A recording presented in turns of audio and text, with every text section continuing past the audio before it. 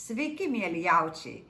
Na, tikrai įdomi savaitė, nes baigėsi nervingumai, įtampos ir galit pradėti planuoti savo šviesesnę ateitį.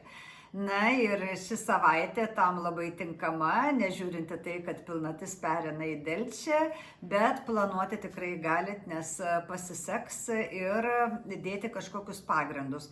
Aišku, pradėsite daryti dar kitą savaitę ant jaunaties, bet jau didžiausias gaires, vėliavėlės reikėtų statyti dabar, kadangi ir protas bus aiškesnis, ir atmintis bus geresnė, ir noras dirbti atsiras, aktyvumas, tiesiog aktyvumas. Nepaslaptis, kad dabar daug žmonių jaučiasi neturi jėgų, rankos nekyla kažką daryti, tai vat jum tas toks momentas yra pasibaigęs arba eina į pabaigą, žiūrint kokią dieną esate gimę, ir po truputį einate į kalną.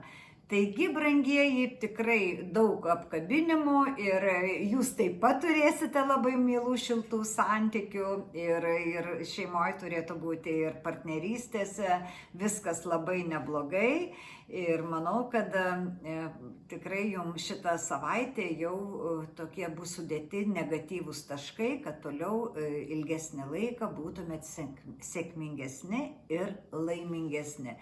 Taigi, mėly jaučiai, palaikykite mus prenumeruodami, spauskite patiktukus ir dalinkitės, aišku. Ačiū, iki.